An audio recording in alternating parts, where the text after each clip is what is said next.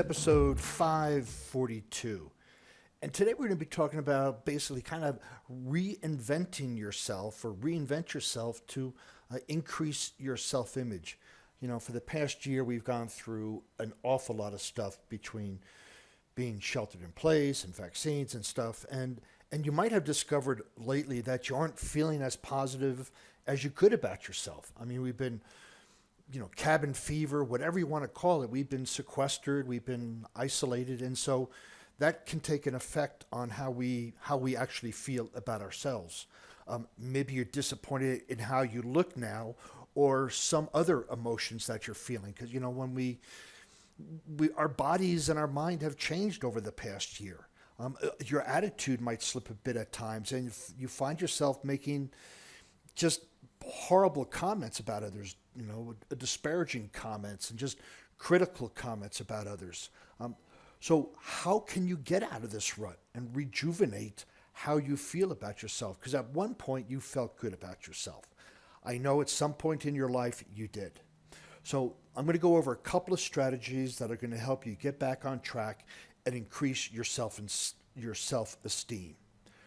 So one of the things when you're talking about reinventing ourselves, it's whoever we are now, we want to change. So you could call it a transformation, you could call it reinventing, whatever the word we want to use. But in this particular podcast, we're going to be focusing on how to increase your self-image.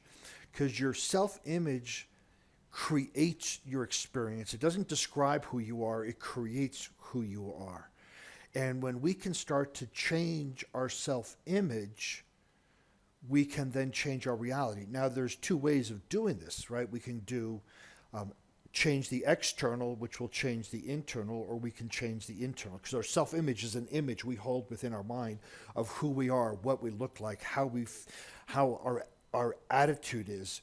And if we change our concept of that, we can actually change our self-image and then change the way our world looks. So is it time to take a good, hard look at yourself, right? This is when we start looking at self-image, first we need to accept where we are before we can reinvent ourselves. So although it might be scary or even a bit disappointed, the sooner you do it, the sooner you'll be able to get yourself back on track. It's kind of like paying bills. Right? The bills are there, you stack them up, or you put them in the inbox or whatever you do with them, and you just don't want to look at them. Oh, I can't do that, I can't do it. But once you face them and pay them, it's over with, you feel good. So this is the same thing here, is that you've got to take a good, long, hard look at yourself. Look at yourself in the mirror, do an assessment of your attitude, do an assessment of your friends, do an assessment of your finances. Just start taking a good, hard look at yourself. And then we want to proceed, right? So how's your physical appearance? Our physical appearance says volumes about who we are. Consider any changes you'd like to make to how you look. It's common, really, to go through these life phases when you don't take care of yourself that you usually do. I mean, there's been a lot of folks, right, who've been for the past year who haven't been exercising, who've been working from home in their pajamas, and they've gained weight and they're wearing ripped shirts.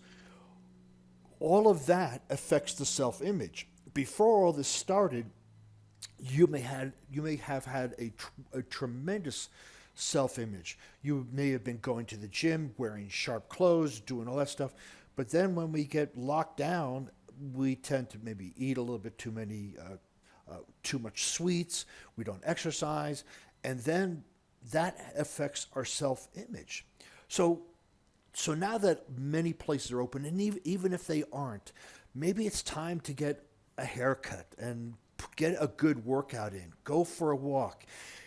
Take some extra attention to your personal grooming, and this will go miles towards increasing your self-esteem and your self-image. It could be just getting the right shampoos, the body lotions, and all of that. But just how is your physical appearance on a scale of 1 to 10, and then what would have to happen for it to increase just one point? So if you're at a 3, what would have to happen to make it a 4? If you're at a 4, what would happen to make it a 5? We just want to go up 1. What would that be? Because that is going to affect your self-esteem and your self-image. So recognize your strong points. Although your mind hasn't been in a place to really notice what you're good at, most likely, take some time now to do just that. Maybe you're a great cook, wonderful with kids, or the hardest working at the office, but every single person has strong points, and it's important for you to know what yours are. There's a couple of assessments online. There's a VIA assessment, which is a virtues and action assessment that is more based on positive psychology. You can go there and take the assessment. And then there's the Gallup strength, the character strength assessment, and that looks at more of your personality and what you're good at. It's often good to take one of these two assessments and use it as a mirror, because it will reflect back to you what your strong points are, and then you can start to embrace them and feel good about yourself. And just heads up that you're not going to be good at all 64 of these, right? So there are some that we can use improvement on, but there's some that we can just knock it out of the park on. And that's what we want to do here, is look at our strong points. If you don't want to take an assessment, ask a couple of friends to send you emails or texts with the top 5 things that they see you're strong at. And actually, that's a really good way as well, because your friends, you value their friendship and their opinion, and they will tell you that. And the key here is to accept what you're finding as your strong points. Number 4, remind yourself what you truly love about you, right? So we're talking about self-image and self-esteem, and it's about you. This is about you. Maybe it's the way your green eyes shine, or your red hair makes your facial features stand out. Perhaps it's you're consistent about doing exercise, or you're brilliant at keeping the conversation going. You're even in awe of the patience you have with others, or willingness to set up and volunteer to help others. Whatever this is, right? What do you truly love about yourself? And no matter where we are, there is always something we really love or appreciate about ourselves. And here, again, I would not just make a mental note. I would write it down. So you have written down these character strengths, or the qualities, the strengths that you have. And now you have another list of what you truly love about yourself. And this is a great time to brag. This is an awesome time to really put down everything you truly love about you. And you'll notice as you're writing it down, your mood will change, your attitude will change, your perception of yourself will change.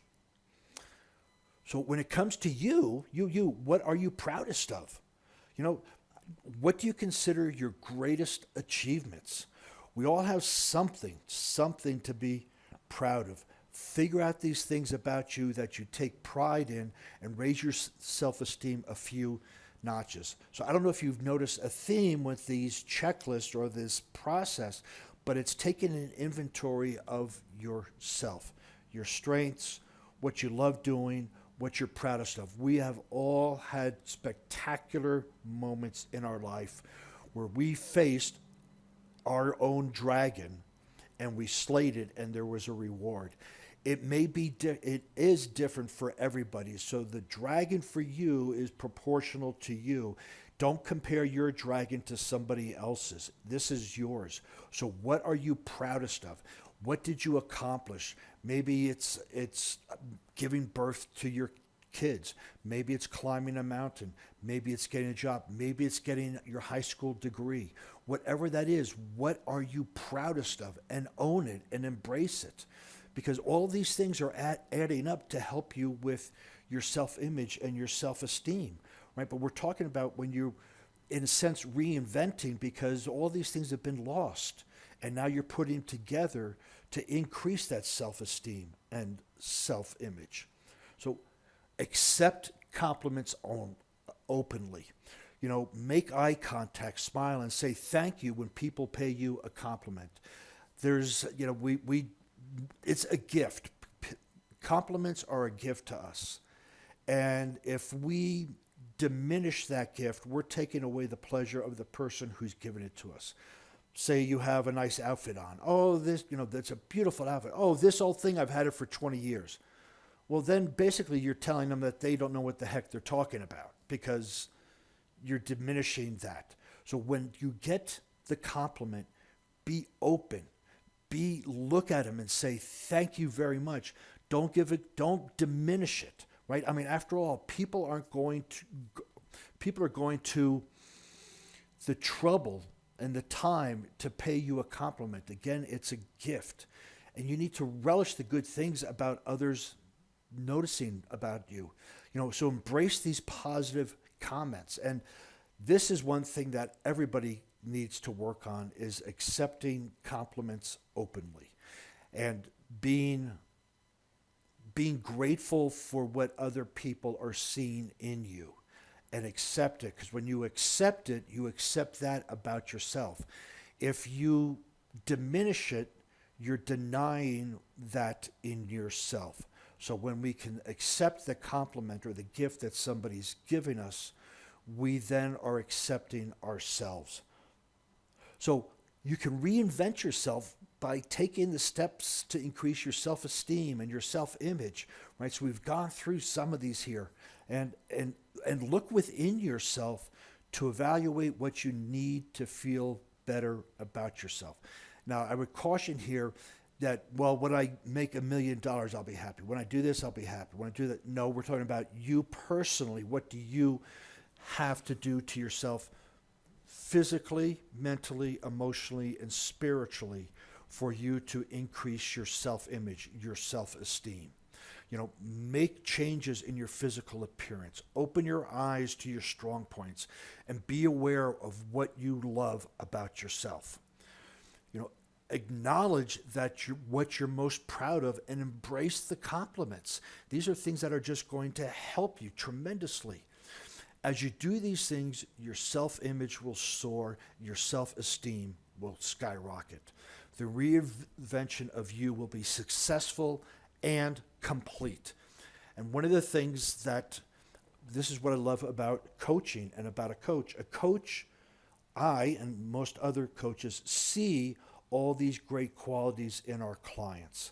And we're not vested by a bias that we're friends with them. I mean, we are friendly, but your friends will tell you things to make you feel good. A coach is going to tell you things because it's the truth. And there are many truths and there are many great qualities about my clients that they don't see, that I help them uncover and see. So one of the things, if this is really hitting home with you about your self-image and self-esteem, please go to warriormindcoach.com. Go to the bottom of the page, look for the button for introductory consultation, or find a coach somewhere else. But if this is really part of a thing that is holding you back, reach out. And while you're over on my page, you can find other podcasts and other blog posts that will help you with self-esteem, self-image, mental strength, resilience, grit, all those great things that help us become successful.